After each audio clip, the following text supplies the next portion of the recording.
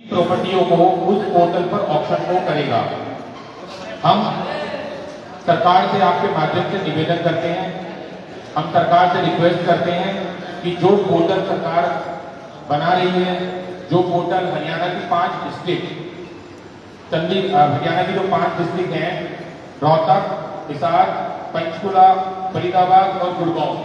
इन 5 district के अंदर इस महीने के अंदर जिस पोर्टल को सरकार चालू करने वाली है, हम सरकार से निवेदन करते हैं कि इस पोर्टल को चालू ना करें, जिससे लाखों लोगों का जो फरीदाबाद हरियाणा के अंदर, गुड़गांव के अंदर, पंचकुला के अंदर प्रॉपर्टी का व्यवसाय कर रहे हैं, उनके व्यवसाय पर सीधे सीधे चोट पहुंचती है। और कहीं ना कहीं इस पॉलिसी को पढ़ने के बाद मैं और मेरी टीम ने मिलकर ये सोचा है, समझा है इस पॉलिसी को पढ़ने के बाद कि धरातल पर, अगर हम धरातल पर देखें तो ये जो पॉलिसी है ये काम नहीं करेगी। इस पॉलिसी के अंदर हजारों खामियां हैं। कुछ खामियां मैं आज आपके समक्ष रखना चाहता हूं। हमने शुरू से ही देखा है कि जब भी प्रॉपर्टी की खरीद फरोख्त होती है तो सेलर और बायर आपस के अंदर मिलकर प्रॉपर्टी की खरीद फरोख्त करते हैं, और इसके अंदर एक बहुत ही अहम भूमिका उनके बीच के अंदर डीलर की होती है। डीलर सेलर और बायर को मिलवाता है, दोनों आपस में मिलते हैं, नेगोशिएशन होती है और प्रॉपर्टी की डील फाइनल होती है। शुरू के एडवांस से लेकर बीच की पार्ट पेमेंट, सारी पेमेंट पहुंचाना, सारे पेपरों को वेरीफाइड करना। जैसा कि आप सब लोग जानते हैं, 99% जो डील हो रही है आज की डेट के अंदर, उसमें बैंक लोन भी इन्वॉल्व है। तो बैंक के लोन को कराना, सही समय पर प्रॉपर्टी आईडी को बनवाना और सही समय पर निर्धारित समय के अंदर उसकी रजिस्ट्री को कराकर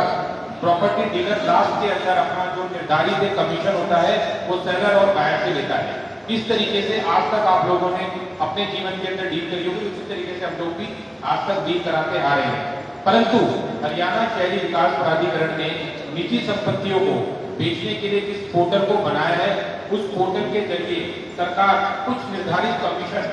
सेलर से और बायर से लेकर डील को करेगी उस पोर्टल के माध्यम से। मैं बताना चाहूंगा आज आपको, कोई भी मकान अगर हम खरीदना चाहते हैं, हरियाणा के अंदर आपने देखा होगा कि 5 विकसित शहरों के अंदर इस पोर्टल को चालू करा जा रहा है। फरीदाबाद, गुड़गांव, पंचकुला, रोहतक और हिसार, यहाँ पर 90% प्लॉटों के अंदर मकान बन चुके हैं। और किसी भी मकान को जब आप खरीदने जाते हो तो सबसे पहला जो सवाल होता है बायर के अंदर वो होता है कि मकान को अंदर से जाकर देखें, मकान को अंदर से चेक करें कि उसकी कंस्ट्रक्शन कैसी हो रखी है, कंस्ट्रक्शन नई हो रखी है, कंस्ट्रक्शन पुरानी हो रखी है, मकान के अंदर कितने पैसे लगे हुए हैं, उसी के आधार पर उसका मूल्य जो है तय किया जाता है। और कई बार आपने ये भी देखा होगा कि जब कोई मकान बेचने के लिए मार्केट के अंदर आता है और उस फोटो को अपलोड करने के ऊपर ही जो बायर है वो उस मकान की कीमत को ऑक्शन के थ्रू लगाएगा। हमारे हिसाब से बिना मकान को अंदर से देखे या बिना मकान की जांच और पड़ताल करे हुए मकान की कीमत सिर्फ फोटो देखकर ऑक्शन में लगाना बिल्कुल भी जायज नहीं है। और अगर इस प्रकार से कोई काम होता है तो हमारा मानना ये भी है कि प्रॉपर्टी के अंदर पेमेंट से पहले जरूर कोई ना कोई किसी न किसी कारण से डिस्प्यूट होने की संभावना है। इसी के साथ एक दूसरा पॉइंट हमारा ये है कि हरियाणा शहरी विकास प्राधिकरण के अंदर अगर किसी भी सेलर ने बैंक लोन ले रखा है तो प्रॉपर्टी उसकी डीमॉर्गेज हो जाती है, प्रॉपर्टी मॉर्गेज हो जाती है और उस प्रॉपर्टी का जब तक लोन नहीं चुका सकते तब तक उसकी ट्रांसफर परमिशन हरियाणा शहरी विकास प्राधिकरण से कोई भी व्यक्ति नहीं करा सकता है। जब भी हम लोग अपनी निजी डील करते हैं सेलर और बायर को आमने सामने बैठाकर और हमें पता चल जाता है कि इस प्रॉपर्टी पर 1 करोड़ रुपए का लोन है और कई बार बायर के पास इतने पैसे नहीं होते कि वो लोन को चुका सके और सेलर के पास भी इतने पैसे नहीं होते, जिसने खुद लोन ले रखा है उसके पास भी इतने पैसे नहीं होते कि वो उस लोन को चुकाकर अपनी प्रॉपर्टी को डीमॉर्गेज करा ले ताकि ट्रांसफर परमिशन लग सके। ऐसी सिचुएशन पर डीलर एक बड़ा ही महत्वपूर्ण काम करता है। कुछ पैसे सेलर से इकट्ठे कर कुछ बायर से इकट्ठे कर किसी भी तरीके से जो भी संभावनाएं होती हैं उन संभावनाओं को साथ लेकर उस लोन को चुकाता है और लोन को चुकाने के बाद फिर नए बायर को दोबारा से लोन दिलाया जाता है, फिर उसकी ट्रांसफर परमिशन होती है और रजिस्ट्री होती है। हरियाणा शहरी विकास प्राधिकरण के जो ये नया पोर्टल ये लॉन्च कर रहे हैं, इस पोर्टल के अंदर अगर सेलर ने लोन ले रखा है और बायर को इसकी जानकारी नहीं है या बायर के पास उतने पैसे नहीं है कि वो उस लोन को चुका सके, तो हमारी तो समझ से बाहर है कि ये जो डील ट्रांसफर परमिशन होगी, ये डील किस तरीके से आखिरी के अंदर जाकर मैच्योर होगी। एक हमारा तीसरा जो पॉइंट है वो ये है कि हम ये मानते हैं कि सेलर ने प्रॉपर्टी का एक निर्धारित कीमत तय कर दी है और निर्धारित कीमत के ऊपर बायर ने ऑप्शन पे उस प्राइस को उसकी बिड भी लगा दी और सेलर ने बिड एक्सेप्ट कर ली है और एक निर्धारित जो समय सेलर की तरफ से मिला है 90 दिन का, वो समय भी जो है बायर ने एक्सेप्ट कर लिया है। अगर इस बीच में, इस समय के बीच में कोई अनहोनी हो जाती है, किसी तरह की सेलर के परिवार में कोई अनहोनी हो जाती है,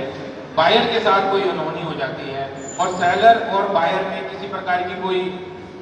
मेडिकल इमरजेंसी हो जाती है या कोई डेथ हो जाती है,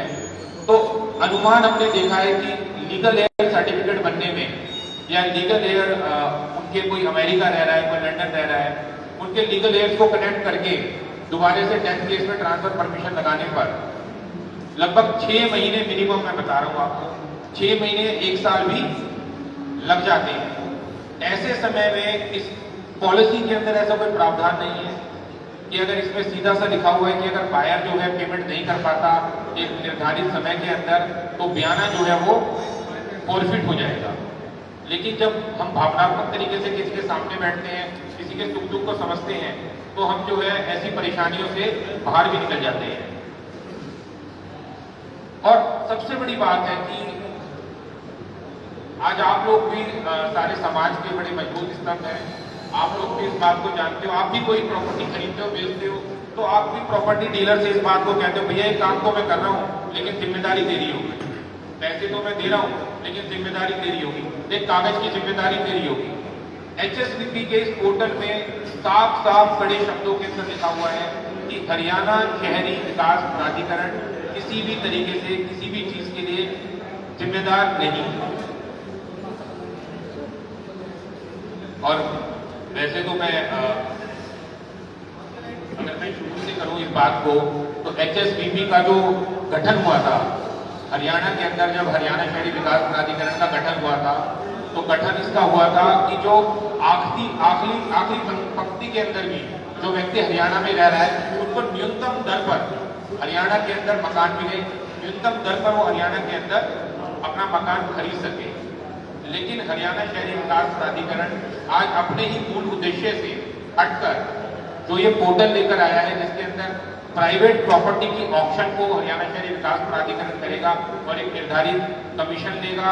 मेरे ख्याल से मैं निवेदन सरकार से करूंगा कि इस पोर्टल को अभी उन्होंने चालू नहीं करा है, इसको चालू ना करें। लाखों लोगों को इस पोर्टल से परेशानी होगी और धरातल पर इस पोर्टल के अंदर हजारों कमियां और हजारों खामियां हैं। HSVP का जो उद्देश्य था, जब HSVP बनी थी, जैसा मैंने बताया कि न्यूनतम दर पे लोगों को मकान मिले, उसके साथ एक और उद्देश्य था हरियाणा शहरी विकास प्राधिकरण का कि ज्यादा से ज्यादा लोगों को शहरों के अंदर मकान मिले। जो लोग गांव से या बाहर के प्रदेशों से हरियाणा के अंदर नौकरी कर रहे हैं या हरियाणा के अंदर आए हैं, उन सब लोगों को हरियाणा के अंदर मकान मिले और सारे लोग हरियाणा के अंदर अपना घर बनाकर आसानी से रह सके। दोस्तों, आए दिन ये बातें होती हैं कि हुड्डा के अंदर काम लेट होते हैं, भ्रष्टाचार होता है, मैं उन बातों पे नहीं जाऊंगा। लेकिन हमारा जो हरियाणा शहरी विकास प्राधिकरण का PPM सिस्टम है, उस PPM सिस्टम के अंदर आज भी ऑक्यूपेशन सर्टिफिकेट, आधार कार्ड, मोबाइल नंबर, प्लॉटों की लेंथ, ब्रेड आज भी अपडेट नहीं है। उन सारे कामों के अंदर जो हुड्डा के प्लॉट होल्डर्स हैं उनको 6-6 महीने इन ऑफिसों के चक्कर काटने पड़ते हैं। ऑलरेडी स्टाफ जो है कम है और काम ज्यादा है, और ये आप लोगों से कोई भी चीज छुपी नहीं है। खाली मेरे कहने से नहीं, आप लोगों को भी पता है, आप लोगों का भी कभी वास्ता पड़ा होगा कि हरियाणा शहरी विकास प्राधिकरण के अंदर जिस काम में 2 दिन 4 दिन 10 दिन लगने चाहिए उन कामों के अंदर अनुमान महीने लग जाते हैं। और मेरा ये एक और भी मानना है कि ये नई पॉलिसी आने के बाद अगर HSPP कागजों को चेक करेगा, HSPP ट्रांसफर परमिशन करेगा, तो जो काम पहले 6 महीने में होते थे मुझे लगता नहीं वो 1 साल से पहले दोबारा हो पाएंगे।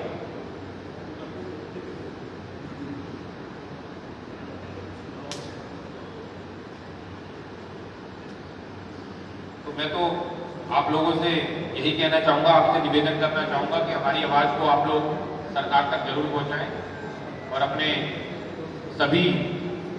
Faridabad estate agent welfare association के मेंबर की भावनाओं का ध्यान रखें। और सरकार ने अभी ये पोर्टल चालू नहीं करा है, इस पोर्टल को लागू करेगी सरकार इसी महीने के अंदर। मेरा निवेदन रहेगा कि सरकार इस पोर्टल के बारे में दोबारा से एक बार विचार करे, दोबारा से सोचे और इस पोर्टल को जो है चालू ना करे। अगर आप लोगों को कोई सवाल है, आप लोग कुछ पूछना चाहते हैं तो बहुत बहुत आप लोगों का धन्यवाद। आपने मीडिया के माध्यम से तो ये मांग कर दी, क्या आप फीबा के नेतृत्व में वहाँ जाके मिलेंगे CM से या सरकार के किसी नुमाइंदे से, उनको भी कोई मांग पत्र या ज्ञापन आप देंगे? देखिए जरूर, अगर जरूरत पड़ी, मेरा मानना यह है कि आप लोग बड़ा एक डेमोक्रेसी का चौथा बड़ा मजबूत स्तंभ है और हमारी ये बात, क्योंकि सरकार मैंने देखा है मुख्यमंत्री जी को जब भी कोई उचित मांग उनसे मांगी गई है, कोई उचित बात उन तक पहुंची है तो उन्होंने उस पर ध्यान दिया है। लेकिन हाँ, अगर जरूरत पड़ी तो माननीय मुख्यमंत्री जी से, हमारे माननीय मंत्री जी जो फरीदाबाद के लोकप्रिय सांसद हैं, अगर हमें जरूरत पड़ी तो जरूर हम उनके समक्ष ये बात जरूर रखेंगे। आकाश जी, क्या लगता है HSPP एक एजेंट या डीलर का काम करना शुरू कर दिया है? आपकी पेट पर लात पड़ रही है आप सबकी सीधा? देखिए मेरा मानना यह है कि HSPP का जो मूल उद्देश्य था, HSPP अपने मूल उद्देश्य से भटक गई है। HSPP का मूल उद्देश्य था लोगों को मकान देना।